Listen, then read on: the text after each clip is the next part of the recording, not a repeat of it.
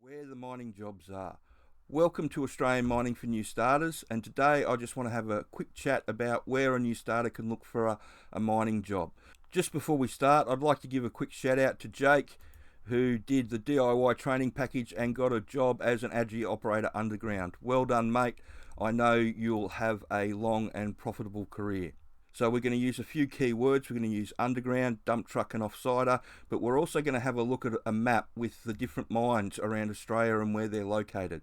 So to start off with, let's have a look at gold. So you can see there's a lot in Western Australia, well, there's a lot all over the country, and this is probably your best chance of getting on in a gold mine at the moment because they seem to be, or they are, understaffed and they don't have many experienced people to fill the ranks of the lesser paying jobs, especially in the underground side of things and the exploration side of things. Next, you can have a look at copper, and with its recent price booms, Glencore have been trying to get their mines re-going in New South Wales, their big underground mines around Cobar, to try and take advantage of the price hike. So there's lots about. Of course, there's a big centre up there in Mount Isa in Queensland. Next, we'll have a look at nickel, and you've got Campbelda, which has a lot of mines around it, and this is Nickel West, which is BHP's underground operations. Again, that's where you should be having a look as a new starter to try and get in. Next, we'll have a look at iron ore, and iron ore is mainly based up here in the Pilbara, but the big thing that people need to understand about iron ore at the moment is that they're halfway through replacing the majority of their truck drivers with driverless trucks. So they're turning their big strip mines up here into driverless operations, which means there's a lot of people with driving experience coming onto the market, and that's created a bit of a different scenario for some of the open pit jobs, which we'll talk about when we have a look at the dump truck jobs. So let's have a look at underground.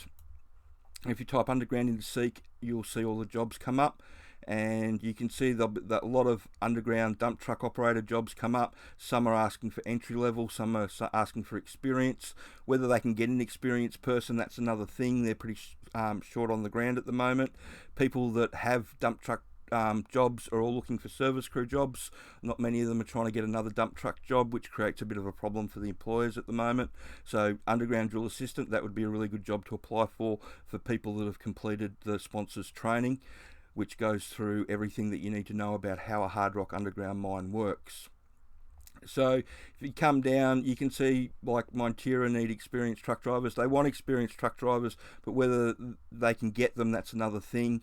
Everybody wants experienced people, but whether they can actually get them, that's the problem that everybody's having, because there is a definite undersupply of experienced people in the hard rock underground industry.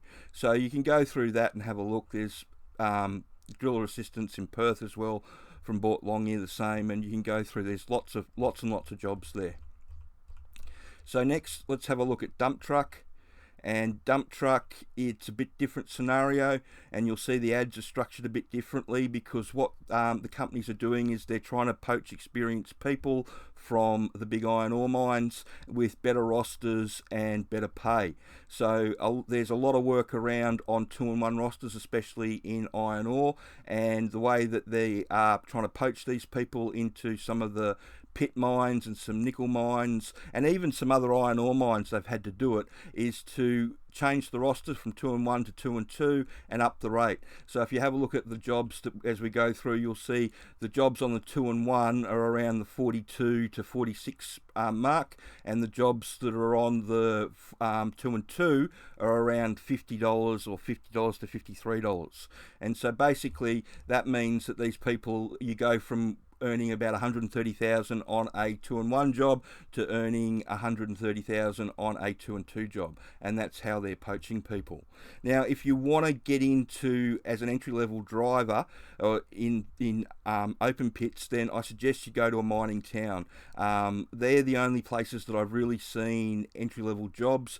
Everybody else is able to poach or source experienced people, because like I said before, the big iron ore, the big three, are in the middle of turning a lot of their mines driverless, and so as those trucks become driverless, more experienced people come onto the market, and that fills the gap. Let's have a look at Offsider, and you can see the same thing. entry-level positions all over the country because there's not enough experienced people around, and there's a big gap in between how much people pay. Some of them pay $4.20 a day, some of them are only paying $3.50 a day. So it just depends on which company and where you are in Australia and what you're doing to how much you're going to make as an entry-level person, but around that $400 a day mark is a good indication. So lastly, let's have a look at some stories from the media. This is something written by somebody that asked a banker about commodities that doesn't really know much about the industry, and because the iron ore price has made a new high, and because there's a shortage of labour in some of the big mining towns around the country, they've automatically connected it to iron ore. But in reality, the boom is back in Kalgoorlie, and that's about gold and nickel, not about iron ore. So there are lots of jobs around, but it's all about gold and nickel and copper, not really iron ore, because they're replacing those truck drivers, like I keep saying. Now, this is how you know there's a good boom in Kalgoorlie. They used to run stories like this all the time in 2005 to 2007, and even beyond that, because it's hit the stage now where employers are having to pay more than the average wage to keep employees doing normal jobs around town, like the butchers and the bakers and everybody else. And the reason that that's happened is because so many mining people are in town, they can push the other people out that are getting paid normal wages. So what ends up happening is that the town gets full, and the companies have to put prices up, and they have to start paying people more for the normal wages. So house prices will increase, rents will increase. When I first went to Kalgoorlie in '94, 4x2 would rent for $800 a week, and then that went down to $200 a week, and then it went back up to $750, $800 in 2005 to 2006-7, and then it collapsed in 2013, and now it's on its way back up again.